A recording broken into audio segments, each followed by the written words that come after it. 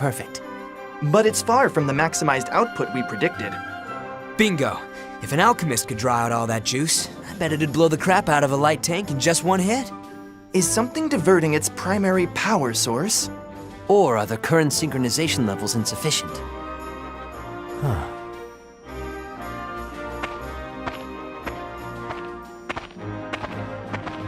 Oh hey, thanks for the help, Am. We're gonna crank up the heat on this monotech, so come by later to check it out.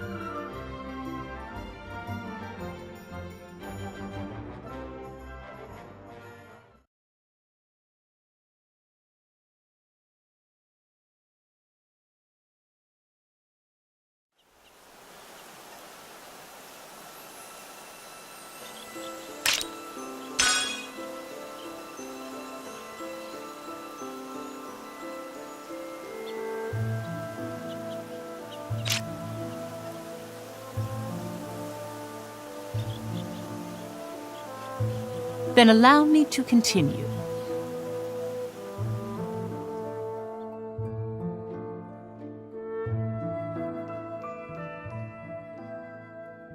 If I recall, both Jutland and Ruse held national funerals around the same time, after the Battle of Avaloon.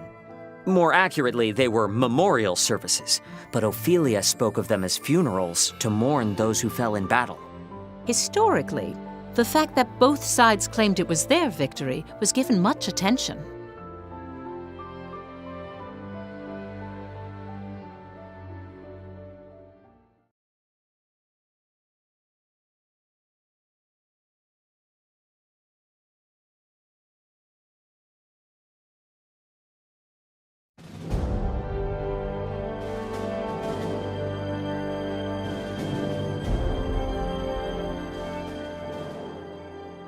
Claudius declared that Balthus, who lost his life at the war's onset, had died honorably at the Battle of Avaloon.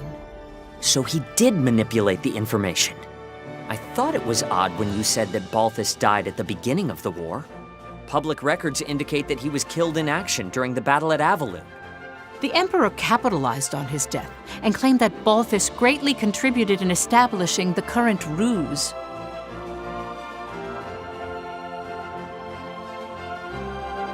Comrades, weep not for Balthus Greppenberg.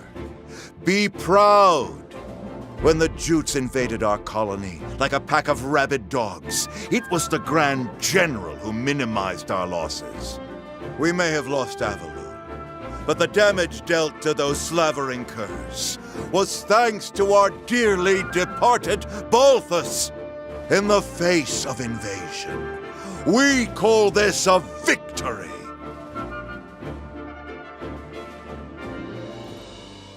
His aim was to incite the people's hatred toward Jutland. Moreover, he commended Balthus's efforts against the enemy. By emphasizing that, he described Jutland's attack on Avaloon as an invasion. So it was during this time that the Ruse's side of the argument started using the word invasion. It's the same as how Jutland highlighted liberation. Speaking of,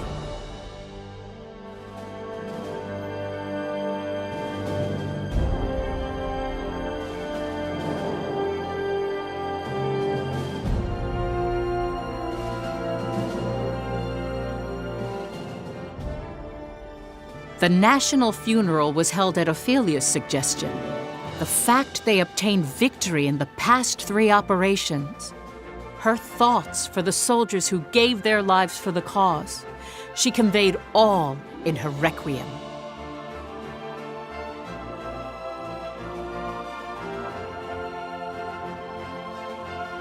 Freet the traitor continued his column, directing the people's anger to the Empire, especially with the Valkyria. He wrote that its appearance signified the Empire felt threatened, and it increased the morale of the country.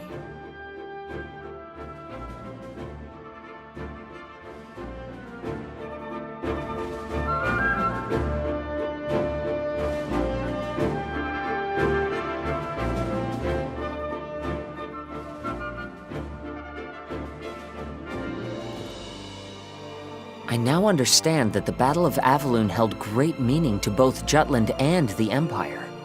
But from your account, Professor, there's something that didn't appear in any of the history books.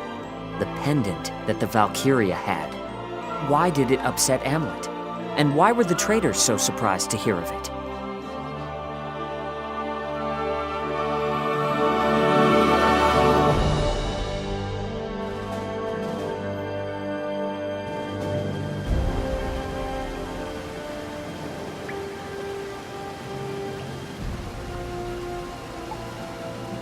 It seems there are references to Valkyria throughout Europa's history.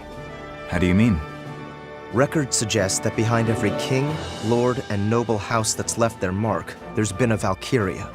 Countless leaders have tried to unite Europa through force. All of them blessed by a Valkyria. Blessed? That's how some books describe it. Others use the word contract. Honestly, the legends are rather vague. Some say they eat human flesh. Others say you offer your life to them. No way! We're the ones who are gonna take the Emperor's life. Well, they're called legends for a reason. I need to do more research. Hopefully I'll find something that explains why the Valkyria had Miss Maria's pendant. Yo, Am. Anne? Just tell me how to kill it.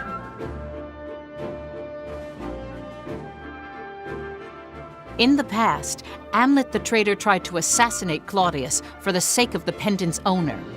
For the sake of rescuing their teacher, Maria Schmeichel, he came close enough to swing his blade upon the Emperor.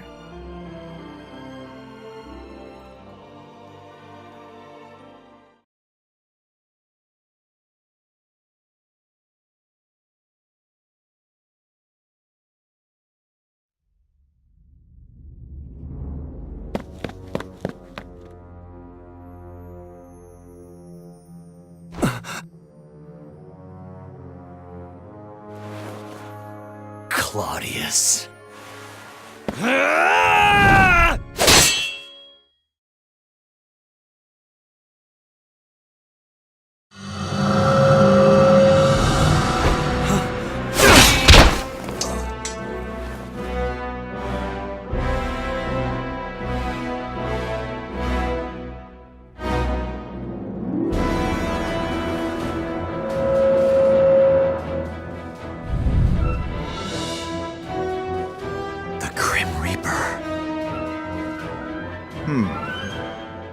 Death itself. A much more fitting epithet for you, Valkyria. This is a Valkyria?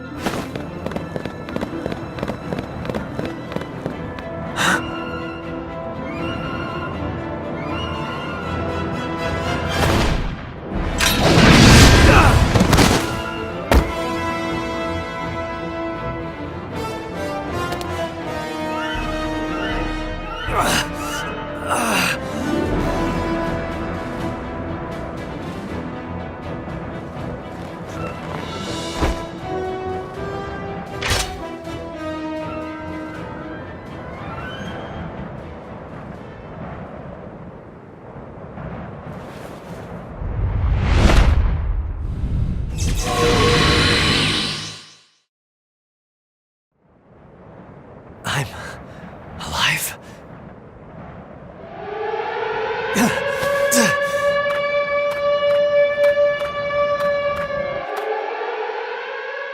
The attempted assassination of the Emperor. That incident cemented a single thought among the traitors. To achieve their goal, they must overcome a powerful enemy of Valkyria.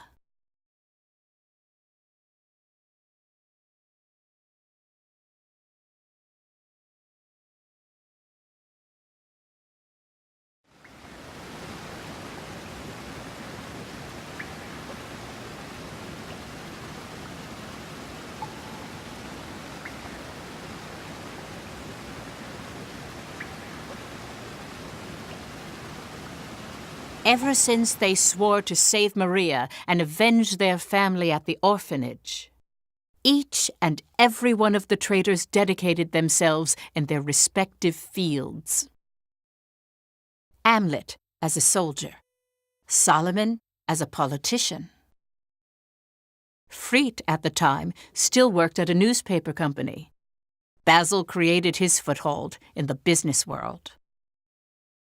Violet worked in espionage and began touring foreign countries as a secret agent. All of their actions were for the day they would have their revenge.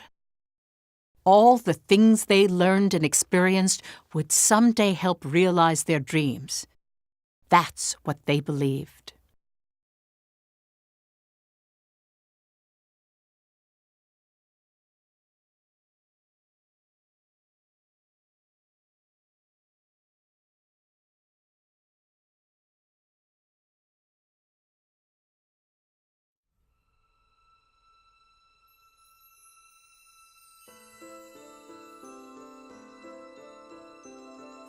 Before long, the Valkyria appeared with the Imperial Army and was said to be the country's symbol of progress.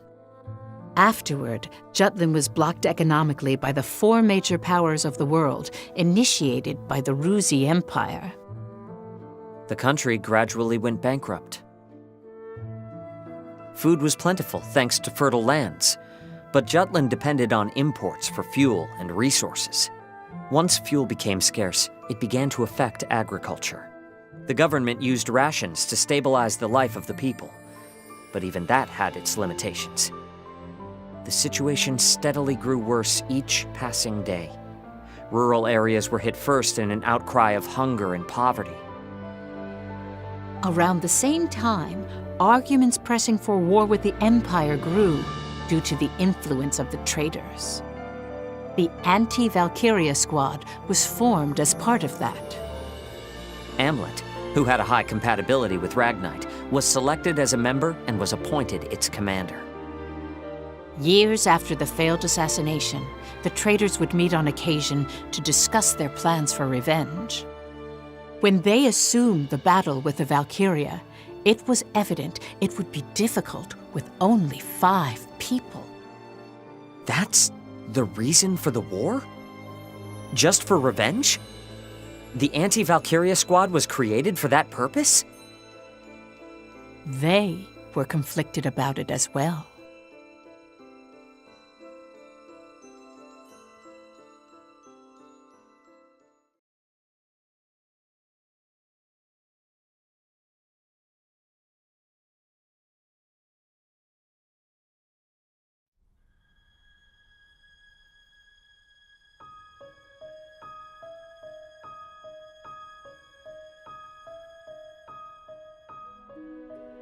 I'm sure you realize it, everyone.